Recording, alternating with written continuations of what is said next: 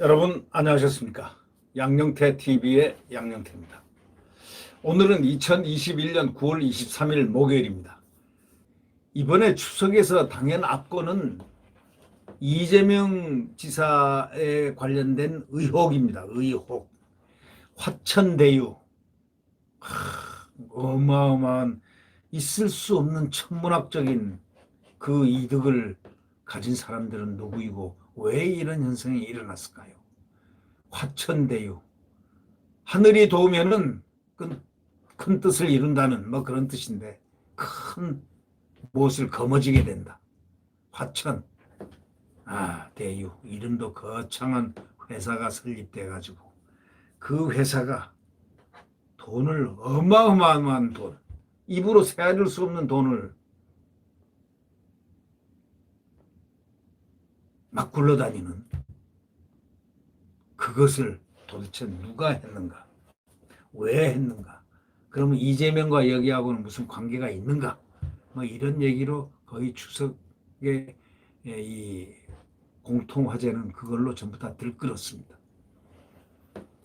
이 화천대유 계좌에서 현금이 수십억 원 인출됐는데도 경찰은 5개월 동안 조사를 갖다가 하지 않았다는 얘기가 언론에 떴습니다. 경찰이 지난 4월 경기 성남시 대장동 개발 사업 시행사 화천대유의 법인 계좌에서 현금 수십억 원이 인출되는 수상한 자금 흐름이 담긴 금융자료를 금융정보분석원에서 넘겨받고도 그간 조사를 본격화하지 않은 것으로 22일 전해졌다고 오늘 언론은 얘기하고 있습니다. 오늘 조선일보 법조 기자가 취재한 표태준 기자와 김민기 기자가 취재한 기사에 의하면은 해당 자금은 여러 차례에 걸쳐서 인출된 것으로 알려졌지만 경찰이 본격적으로 조사를 하지 않는 것으로 알려졌다는 바로 이 이야기입니다. 부동산 업계 관계자들은 대형 부동산 개발 사업에서 시행사가 토지 소유주를 상대로 한 로비 등에 필요한 자금을 현금으로 동원하는 경우가 종종 있지만 공영개발 형식으로 진행되는 대장동 사업은 그럴 필요가 없다면서 다른 용도로 쓰였을 가능성을 이렇게 문제 제기하고 있습니다. 이 법조계 인사들이 이렇게 얘기합니다. 그동안 경찰이 현금으로 인출된 수십억 원의 수령자와 사용처를 추적하지 않는 배경이 의문이라고 이렇게 말했습니다. 조선일보 취재를 종합해보면 화천대유 지분 100%를 가진 소위 경제지 기자 출신 김만배 씨, 이분이 아주 핵심 주역인 것 같습니다.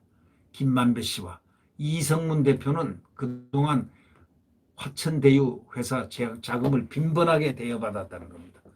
이 회사 재무제표상에는 김 씨가 지난해까지 화천대유에서 473억 원을 빌렸으나 아직 갚지 않은 것으로 되어 있다는 겁니다.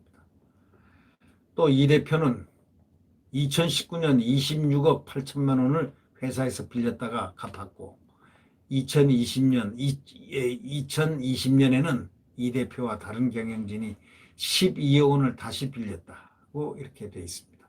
사정기관 관계자는 이렇게 얘기합니다. 현금 수십억 원이 빠져나간 것을 덮으려고 김 씨 등의 대여금으로 회계 처리됐을 가능성을 규명해야 할 것이다 라고 말했습니다.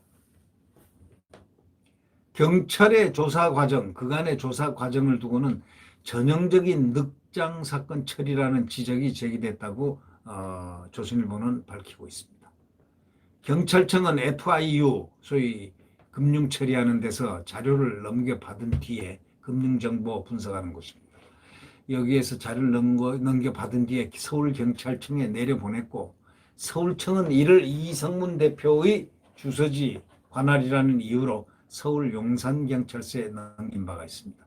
이후에 용산서는 대장동 의혹이 불거진 최근에서야 내용 확인차 이 대표를 소환조사했고 지난 17일 수사 주체를 경제팀에서 규모가 큰 진흥팀으로 바꿨다는 것입니다.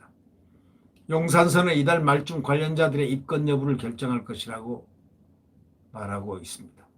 늑장 처리 지적에 대해서는 경찰 관계자는 어렵고 신중을 기해야 하는 사안이라서 시간이 걸린 것이라고 반박을 했습니다.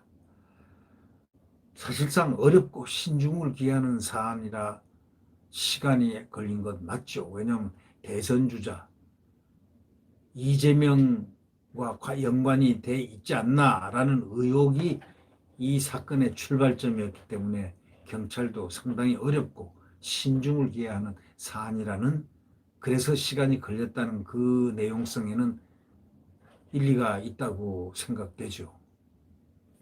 이런 가운데 서울중앙지검이 금주내 화천대유 의혹에 대한 고발사건 수사에 착수할 것으로 전해졌습니다. 서울중앙지검. 이재명 지사 측이 지난 19일 국민의힘 김기현 원내대표 등을 공직선거법상 허위사실 유포 혐의 등으로 고발했기 때문에 검찰 안팎에서는 이 허위사실 여부를 가리려면 대장동 사업 전반을 수사해야 되겠지만은 친정권 성향의 검찰 수뇌부가 과연 윤석열 검찰의 고발 사주 의혹과는 달리 수위 조절을 할 것이 아닌가라는 전망이 나왔다는 것입니다. 검찰 안팎에서는 이건 안 되죠. 윤석열 검찰의 고발 사주 의혹은 신속하게 조사하고 이것은 수위 조절을 한다면 뭔가 비교가 되죠. 윤석열과 이재명의 비교. 수사는 공정하고 엄정하게 해야 수사의 가치를 인정받을 수 있다. 우리는 그렇게 생각합니다. 네. 진실이 깨끗하게 밝혀지기를 깨끗하게 원하고 싶습니다.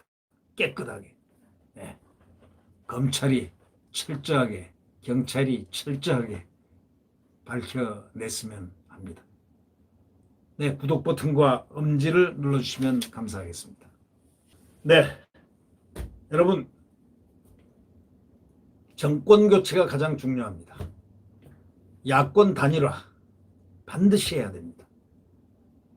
야권 단일화해서 정권 교체를 하지 않는다면 대한민국 헌법적 가치, 헌법적 그 공정성이라든가 정의라든가 대한민국의 그 프레임 자체가 무너지면 어떻게 할 것입니까?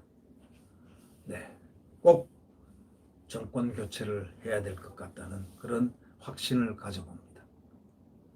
네, 대한민국의 자유민주주의와 시장경제 그리고 무엇보다도 국가안보 튼튼한 한미동맹을 기초로 한 국가안보가 받쳐주는 대한민국, 성장 대한민국, 과거의 대한민국, 과거의 영광의 대한민국을 반드시 우리는 다시 쟁취를 해야 될 것 같다는, 그래서 대한민국 정권 교체의 태양은 내일 새벽 다시 떠오를 것입니다. 우리는 확신을 갖고 있습니다. 네, 여러분 안녕히 계십시오.